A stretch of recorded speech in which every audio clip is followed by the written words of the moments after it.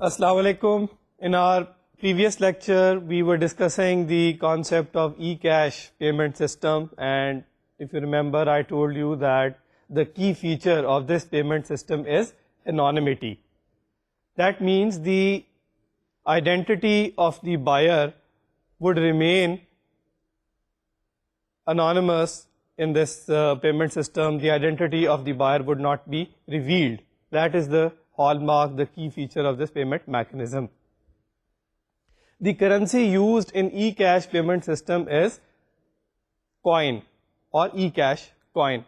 And I told you that an e-cash coin consists of three elements, three parts. That is a serial number. Serial number is randomly generated by the cyber wallet, which is a software installed on the buyer's machine. And then the key version, which is the second element. Key version represents the public key of the e-cash bank regarding different denominations. So there can be a $2 public key, $5 public key. So all these public keys generally represented as key version. These public keys, they are provided by the e-cash bank to the customer when the customer opens his account with the e-cash bank. It's not a secret thing. It is available with the buyer. Then the third element of the coin, which is the serial number signed by the secret or the private key of the e-cash bank. So you can have a $2 coin, $3 coin, $5 coin, etc. signed by the e-cash bank. When you have got these valid coins available with you, then you can spend these coins for payment purposes, and then these coins are passed over to the e-cash bank via the merchant, encrypting these coins with the public key of the e-cash bank, and then e-cash bank using its private key can decrypt these coins and check the validity of such coins. I would like to show you the e-cash payment model diagram. Once again, you can look at the screen. So you can notice that the three participants in this payment system, the customer who has got installed a client wallet, a software on its system, and then the merchant side, merchant would also have a special software installed on its system, and then at the top, the e-cash bank, which is an online organization that would play the key role in this payment system for the transfer of funds in favor of the merchant. The client, first of all, would generate serial numbers in order to mint or create coins. First of all, the client would have its account with the e-cash bank. So from its account with the e-cash bank, it would get certain coins withdrawn from the e-cash bank.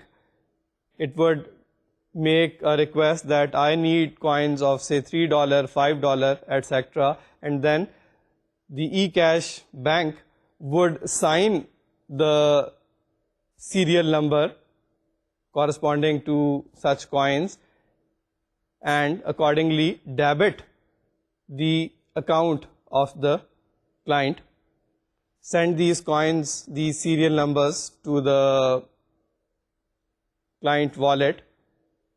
Now these coins, they are valid coins. They can be now spent. They have been now signed by the private key of the e-cash bank.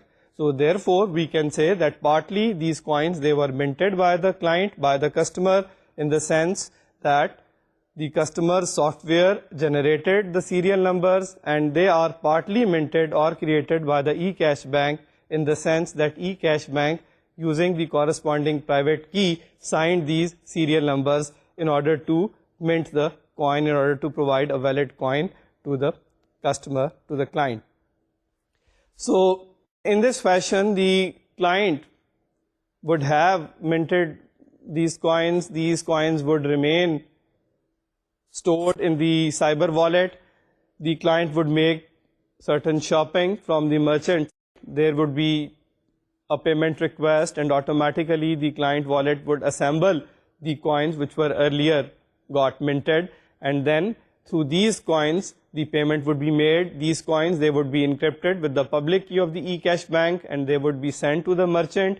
Merchant would then send them forward to the eCash bank to check the validity of these coins as to whether these coins have already been spent or not. If the merchant receives the valid indication from the eCash bank that these coins, they are valid, they have not already been spent, then the merchant would send the goods and the merchant would send an acknowledgement of the payment to the customer. So therefore, in this payment system, the anonymity of the customer, the client, is maintained. And I told you that there are two stages in this payment mechanism, that is the minting stage and the deposit stage. The system is based on this notion that we deliberately break the relationship between the customer and his serial number in different ways on both these stages, the minting stage and the deposit stage.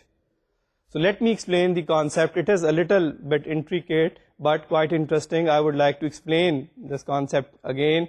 You can see on the slide.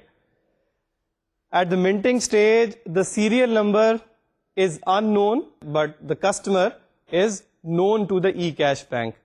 This means that when the eCash bank signs the serial numbers at the minting stage with its private key of a particular denomination, the eCash bank at that stage knows that this is the particular customer, particular client having his account with the eCash bank who is making a request for the withdrawal for the minting of the coins. So therefore, say Mr. A, one of the clients of eCash bank, has withdrawn coins of say $10, $2, $3, $5 coins, 3 coins, total of $10 coins. But eCash bank would not know that which serial numbers, which coins has it signed for this particular client, Mr. A, and whether these coins, they would be spent by Mr. A or not, and for which items, for the purchase of which items Mr. A would spend these coins. All this information hidden would not be known to the eCash bank because we have deliberately broken the relationship between the serial number and the customer at the minting stage. Remember the blinding factor R, we multiply the serial number with the blinding factor R and the eCash bank signs these coins, while there is a blinding factor R which is multiplied with the serial number, not allowing thus the eCash bank to know the serial number while signing the coin. On the deposit stage, the reverse happens. So on the deposit stage, the serial number would now be known to the eCash bank. When the coins encrypted with the public key of the eCash bank would arrive at the eCash bank, it would, using its private key, decrypt or reveal these serial numbers. At that point, for the first time, the eCash bank would know the serial number which at the minting stage it had earlier signed with its private key. But now at this deposit stage, the client would not be known. eCash bank would not know whether Mr. A, Mr. C, Mr. F, Mr. G, various clients of eCash bank who had made requests for the withdrawal for the minting of the coins earlier, who amongst these clients has come to make this payment. Okay, the idea is that the eCash bank is only interested, the merchant is only interested in the payment through valid coins. So the validity of the coins would be checked at the deposit stage, and that is it. We are interested in just checking the validity of the coins. We are not interested, we don't concern ourselves as to who has sent these coins, Mr. A, F, G, whatever. So in this fashion, by breaking the relationship between the serial number and the customer at the deposit stage, again, the identity of the customer is hidden. And we say that anonymity has been caused. So with this notion in mind is achieved, let me discuss with you how the coins are withdrawn, what is the procedure provided for that, how the deposit request is generated and provided to the eCash bank by the merchant, how the credit of lost coins can be obtained. So all these individual items, these individual notions, let us discuss. For the withdrawal of the coins, that is for the signing of the serial numbers in order to have valid coins, the customer can create a covering letter. The customer can create a letter of request, and in that single letter of request, the customer can indicate that he wants to have coins valuing $2, $3, $5, $7, etc. And then the serial numbers in relation to all these different denominations, they would be available, they would be multiplied with the factor R, and the corresponding public key would be used. For $5 coins, there would be E5 mod M, that would represent the public key for $5. So in this fashion, the coins which are to be signed, the serial numbers which are to be signed, they would be passed over to the eCash bank. The eCash bank would see that, well, there is a $5 public key indicated, so therefore it would use its corresponding D5, which is the $5 private key of the eCash bank, in order to sign this serial number, right? So after signing all such serial numbers, the eCash bank would return these serial numbers. The customer, the client, would divide these serial numbers which are now signed by the corresponding private keys with the factor R, which the blinding factor, which is only known to the client, and thus the third part, the third element of a valid coin is achieved by the customer. The customer then has a valid coin. So you can look at the slide. I have explained this process on this slide. Many coins of different denominations can be obtained in a single request to the bank. The request is signed by the client with his private key and contains information about the serial numbers to be signed. The request is encrypted with a symmetric key, and that symmetric key is encrypted with the public key of the bank. In order to protect the information about these serial numbers, a double encryption is used. You are familiar with this concept, a secure envelope. That is, the request for the withdrawal of the coins, it is encrypted with a symmetric key. That symmetric key then itself is encrypted with the public key of the bank. The bank, using its private key, would obtain the symmetric key, and then with the help of that symmetric key would decrypt the request for the withdrawal. The bank then signs these serial numbers in order to mint the coins of requested denominations, and then forwards them to the client or the buyer. When the buyer, the customer, goes to the merchant shop, he makes a selection of the items that he wants to purchase, then the merchant sends a payment request to the customer that, well, you have made the shopping of certain items and you have to pay me this much amount for this shopping. The cyber wallet automatically then assembles the coins which were already got withdrawn, or they were already got minted by the cyber wallet, and then with the help of these coins the payment is made to the merchant. I can show you on the slide how does a payment request look like. So you can see the payment request, mostly it consists of the currency in which the amount is to be paid, the amount itself, the time stamp, when this payment request, the date and time when it is generated, that is called the time stamp. then merchant's bank ID, which is the merchant's bank, what is its ID, and then merchant's account ID, what is the account ID of the merchant with that eCash bank, and then the order description, that means the items which the customer has ordered for. So in this fashion, the payment request is generated by the merchant to the customer.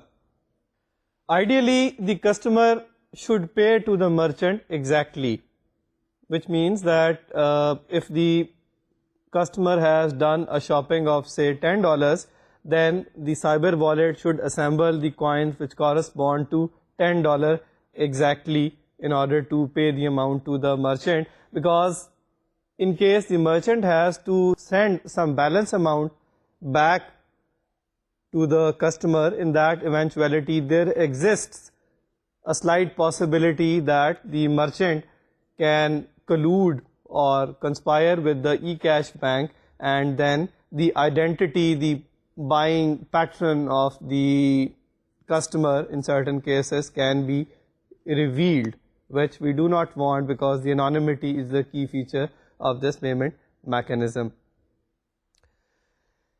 Again, I repeat, the payment through coins is done by the customer such that these coins are encrypted with the public key of the bank.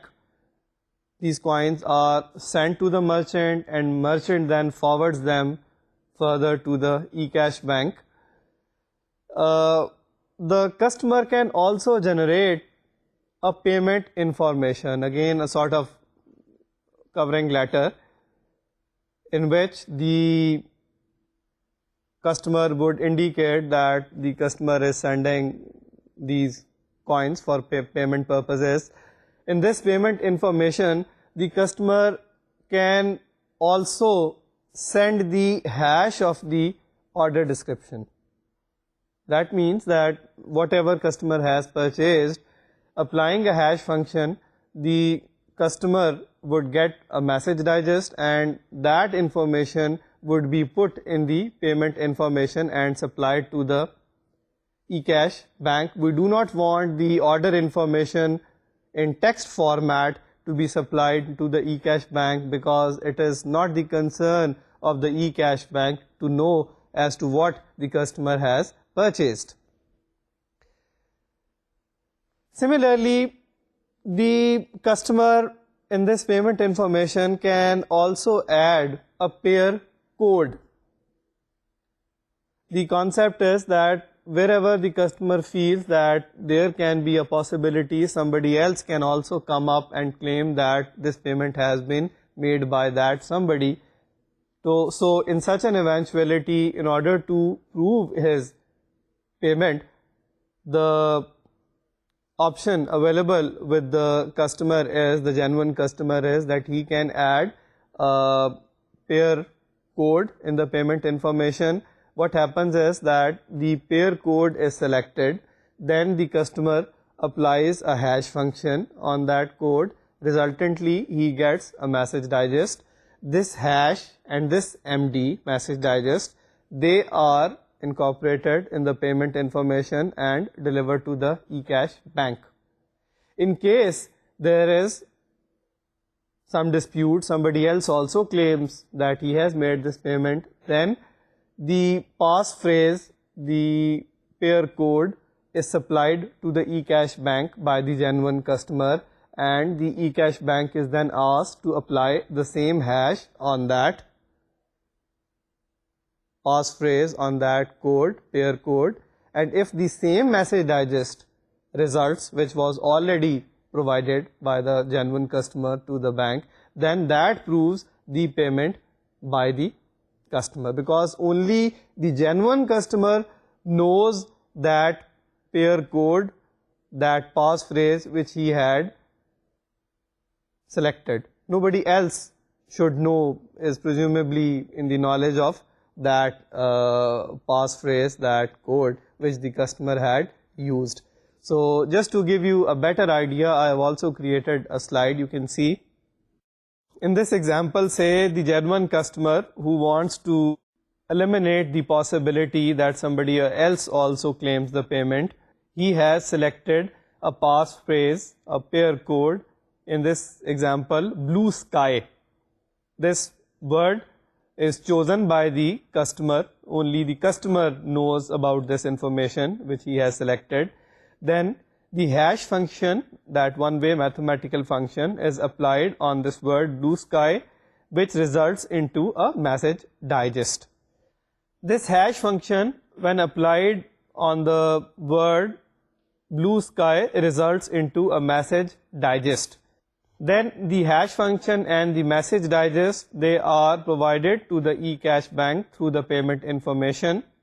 If a dispute arises about the payment, then the genuine customer can supply this pair code, this passphrase blue sky, to the bank and ask the bank to apply the same hash function which was earlier provided to it and see what message digest comes. So when this hash function is applied on the word blue sky, there comes a message digest. This hash and the message digest are supplied to the eCash bank. In case a dispute arises about the payment, then the customer would provide that passphrase to the bank. The bank would then apply the same hash function on that passphrase and see what message digest appears. In case that message digest is the same as the one which was earlier provided by the customer to the bank, then that proves, that is an evidence that it is a genuine customer, because it is presumed, it is believed that only the genuine customer would know this passphrase blue sky. Nobody else would have any knowledge of it. In case these message digests, they are different, then that would not be a proof of the payment. So that is the concept for the proof of the payment using the hash function and the message digest. Similarly, a payment deposit request can also be generated by the merchant when the coins arrive at the merchant site. The merchant can prepare a covering letter, a deposit request. The merchant can sign that deposit request with its digital signature after encrypting the payment deposit request with the public key of the eCash bank, and then the payment information along with the encrypted coins, that is also attached with this payment deposit request, and then this information, all such information, is supplied to the bank. Bank would decrypt the coins which were encrypted by the customer with the public key of the bank using the private key of the eCash bank, and would come to know about the serial numbers, about the coins. Here I would like to point out that in this particular case, a special pair of public and private key of eCash bank is maintained. This is not the same pair of public private key which is used for the signature purposes of the coin. So we use a different pair of public private key for the minting of the coins. Say if there would be a $5 public key and a $5 private key, that would be a different set of key. Here, when the coins are encrypted with the public key of the eCash bank, the eCash bank would have its corresponding special private key. That is not that private key which is associated with the signatures. So using the private key, then the eCash bank would decrypt the serial numbers, and then for the first time eCash bank would come to know those serial numbers which it had earlier signed using its private key at the minting stage. These serial numbers would then be matched with the database of spent coins. Remember that eCash bank maintains a special database in which the serial numbers of all the spent coins, they are recorded. So whenever a new coin arrives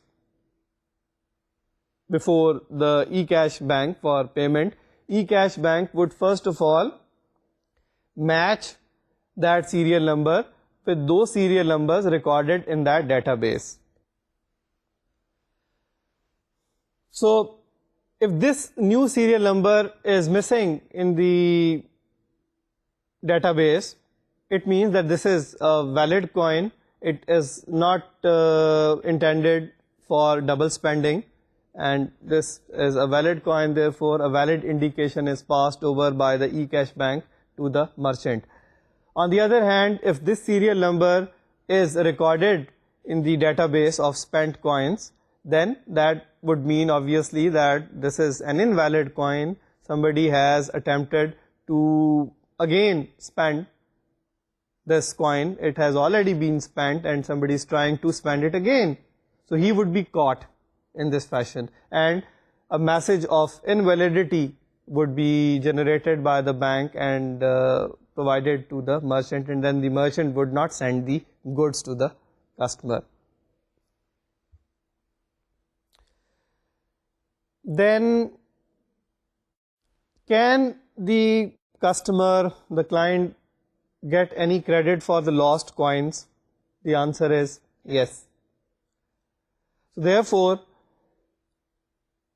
in case during the transaction your system breaks down, there is some crash of your system, then in that eventuality the credit of the lost coins can be obtained by the customer. I have listed the steps in this regard on the slide. You can look at the slide. In case network fails or computer crashes during payment transactions, then the coins might be lost. All signed blinded coins from last 16 withdrawals are sent by the bank to the client.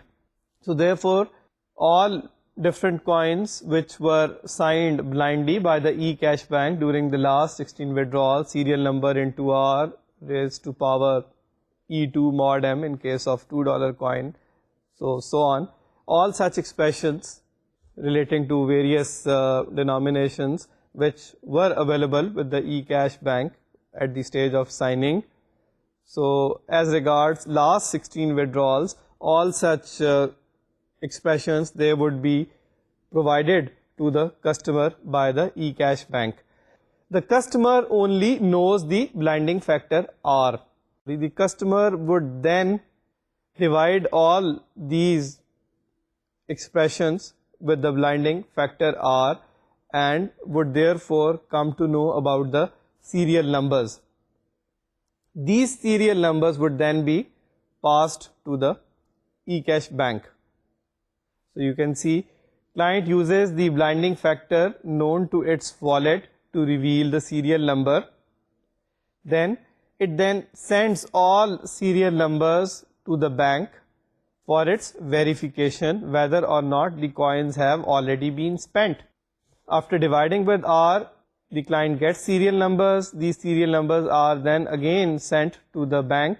The bank would then check these serial numbers against its database of spent coins. In case in the meanwhile somebody has used these coins, then no credit would be given to the customer. But if these coins are still unspent and they are not listed in the database of the spent coins available with the eCash bank, then the credit can be given to the customer corresponding to the value of such coins, and accordingly the customer's account would be credited.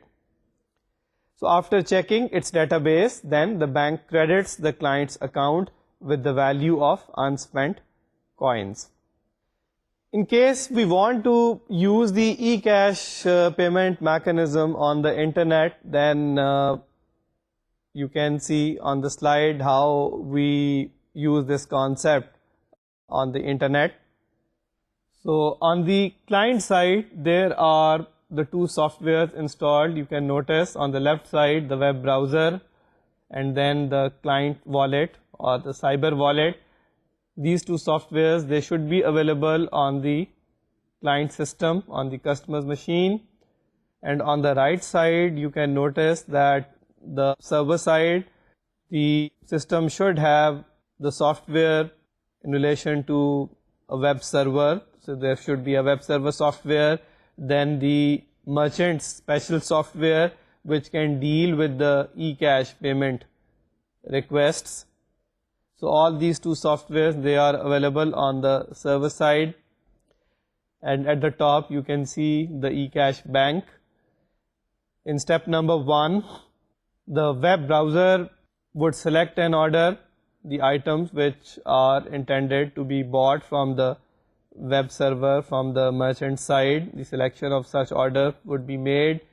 In step number 2, the merchant wallet starts. The web server would start the merchant's special software which can deal with the eCash payment requests. Step number 3, the merchant would send a payment request to the client wallet that you have done the shopping, say worth $10, now pay me $10. In step number 4, the coins are assembled by the cyber wallet consequently, and these coins encrypted with the public key of eCash bank are forwarded to the merchant side. In step number 5, the merchant software would deposit these coins to the eCash bank and would request to check the validity of these coins by matching the database of spent coins maintained by the eCash bank. In case these are unspent coins, they are valid, then the indication of acceptance in step number 6 is passed over to the merchant software by the eCash bank. Step number 7, the merchant software would generate a message, the receipt, the acknowledgement that, well, the payment has been validly made. And in step number 8, the merchant software would indicate to the web server to send the goods to the customer. And in step number 9, the web server would then send a message to the web browser that the goods would be dispatched to you in such and such time. It would also acknowledge that the payment has been made. So this is how the payment through e-coins, eCash coins can be made on the internet. Again, I would go back to the idea, the concept of anonymity. The anonymity in all probability can be maintained using this concept, but there is a possibility that by using the log files, if we are using this mechanism on the internet, then the log files, they contain the IP address of the client side.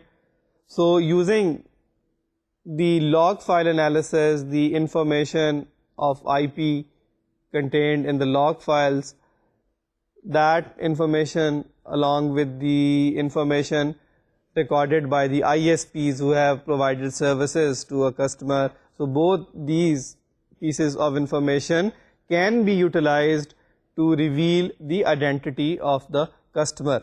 So that would be an uphill task. It's not ordinarily possible, but still a slight possibility, you can say, that would still exist, which can lead to the dilution of the concept of anonymity. Then again a question arises that when the merchant would deliver the goods to the customer on the customer's destination, then again the identity of the customer can then be revealed. The answer is that in order to avoid that, normally the address of a public place is provided by the customer to the merchant for delivery purposes. So there can be the address of a post office. The customer can say that you deliver me the goods on that place, on that public place, the post office, and at my time of convenience I would myself pick the parcel from there. So instead of providing the information about the destination, where the customer is located, the customer can provide the address of a public place to eliminate the possibility of revealing the identity of the customer. Then the last thing about this payment mechanism is that the interbank exchange of coins is not yet contemplated, is not yet conceived in this payment mechanism, which means that in case you have received certain coins, you have got minted certain coins from a particular e-cash bank where you have got your account as a customer, then you can spend those coins only with the same e-cash bank only which has issued you these coins. You cannot spend these coins to any other e-cash bank, right? But there is a probability that in the future it is quite possible that if you get coins from a particular e-cash bank, you can use those coins with some other e-cash bank. This possibility is not out of question. This can be done. As yet, the interbank exchange of coins, it is not yet there.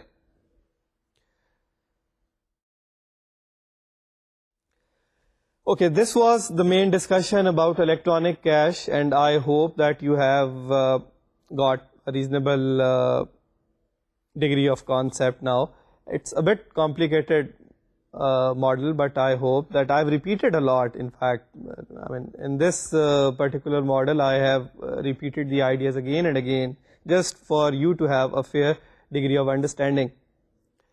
Now, let's talk about another very important payment system which is used online for payment purposes using the internet. That is Secure Socket Layer, or SSL. Okay. Again, SSL aims at payment through credit or debit cards, mainly through credit cards. The hallmark, the key feature about SSL is its simplicity and the use of encryption, right? So SSL is built into the browsers. Many popular browsers, they already have the SSL software, the SSL protocol built into them. You just enable the SSL protocol and then you can send encrypted messages. You can receive encrypted information, right? So I want to show you a slide. SSL is a protocol which was developed by Netscape Communications. SSL is built into many browsers. So Netscape, Navigator, Internet Explorer, both have this option of SSL. It is built into the browsers, and that provides the simplicity of use in relation to SSL.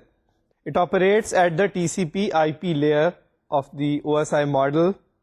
It uses a combination of symmetric and asymmetric type of cryptography. Both the symmetric and asymmetric cryptography is used in SSL. In order to connect to an SSL server, a server which can exchange information with you in encrypted form, you have to write your URL starting with the protocol HTTPS. Notice, instead of just simply writing HTTP, you add S after HTTP. So you write HTTPS :/www.microsoft.com. When I type this URL, that would mean that I want to connect to a server which is SSL enabled, which can exchange information with me in the encrypted format. On the client side, in order to enable SSL, these are the steps you have to take. Say you are using Internet Explorer, then the steps to enable SSL on your system are: you go to the Tools menu, then you opt for Internet Options, then Advanced tab, and then you opt for Security menu, and there you would see certain options listed. You'll also find SSL version 2, SSL version 3, etc. You can tick the corresponding checkbox in order to enable a particular version of SSL. So in this fashion, you can enable your system for SSL based transactions or encrypted transactions.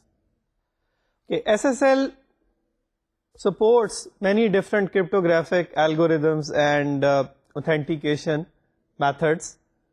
The combination of cryptographic algorithms and authentication methods is generally referred to as a cipher suite.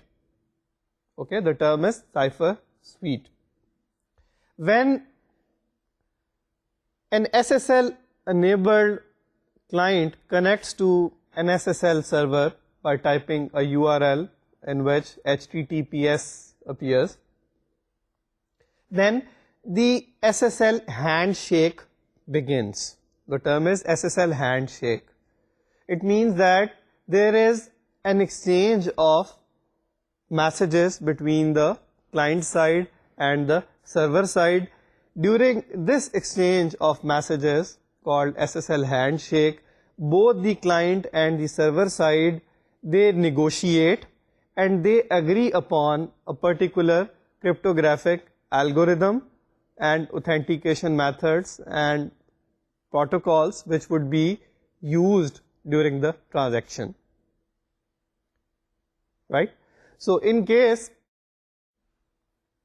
the client types the HTTPS blah blah blah, the URL, then in a fraction of seconds the exchange of these messages would take place. The client would not be knowing about this. This would be automatically done, and a hello message first of all would be generated by the client side, and the client would tell to the server that, well, these are the different cryptographic algorithms or protocols or authentication methods which I support. The server side would look at those and would try to find out those cryptographic algorithms and the authentication methods or protocols which are common between the two. And out of those, the server would pick that combination of cryptographic algorithm and authentication method or the cipher suite which is the strongest common one between the two sides, the client side and the server side. Therefore, after this agreement on the cipher suite, the server would send its digital certificate to the client side. The certificate would authenticate the public key of the server. On receiving this information, the client would then automatically generate an appropriate symmetric key or a session key. Then that session key, that symmetric key, would be encrypted with the public key of the server which was just received and transmitted to the server. The server then uses its private key and gets hold of the symmetric key or the session key using which the encryption has to take place, the information has to be encrypted. And then the further communication between the client and the server side, that would take place with the help of that session, that symmetric key. So that was the main concept about SSL handshake. So I repeat, using this SSL handshake, the client side and the server side, they establish their agreement upon the cryptographic algorithms, the protocols which are to be used, say SSL2, SSL3, what protocol is to be used, and they also agree upon the authentication methods, say they would authenticate using the digital certificates. So I can elaborate the same concept with the help of a slide also. You can see on the screen. On the left side, you can see the SSL client, the browser. On the right side, there is the SSL server. Both are enabled for SSL transactions. First of all, the client would type the URL with HTTPS, and when the client presses enter after typing that, an exchange of greeting messages would automatically take place, which the client would not have any idea about, and that the client would send a hello message to the server and would inform the server about the encryption algorithms, key length, about the authentication methods which it supports. The server responds with the hello message. The server checks that the strongest common cryptographic algorithm between the two sides is this particular one, say IDEA 128-bit. It is the strongest common algorithm between the two sides, so it says that I'm going to agree upon this algorithm IDEA. We'll use this for encryption purposes. Similarly, the protocol, say SSL version 3, is the strongest common between the two sides. Then there is an agreement by the server on this SSL 3. The authentication is to be done through digital certificates. The server would verify that, and then the server would send its certificate to the client. You can notice the server sends the certificate containing its public key to the client. Client would check that certificate. There would be a list of certification authorities recorded, contained in the client machine, and the client side, the browser, would verify the authenticity of that digital certificate. It would see that whether that CA which has issued the certificate to the server, it is a recognized one or not, and then it would also verify the digital signatures of that CA on the digital certificate. So on verifying this digital certificate by the client side, then the client side would generate a secret key, a session key, a symmetric key, and this symmetric key would then be encrypted by the public key of the server and would be delivered to the server side. The client can also send its certificate to the server authenticating client's public key, but that is an optional step. The public key, the certificate of the server, is mandatory in this setup. The sending of the client's certificate may be taken as an optional step. So the point I was making, that the private key, the session key or symmetric key, which is to be used for encryption purposes, that is encrypted with the public key of the server, which was just received by the client, and it is sent to the server.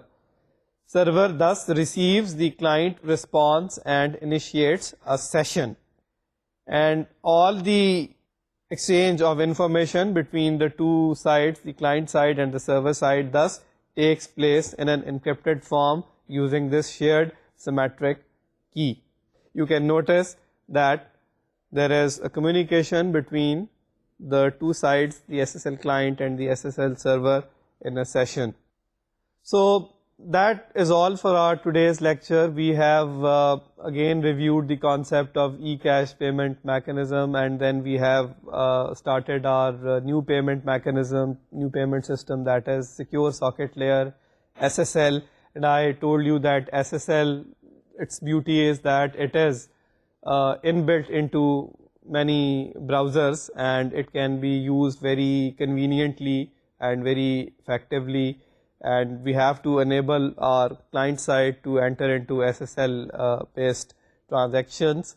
We'll carry our discussion further in our coming lecture as regards SSL, and we'll also discuss another very useful protocol, secure electronic transactions, or SET. So till then, Allah Hafiz.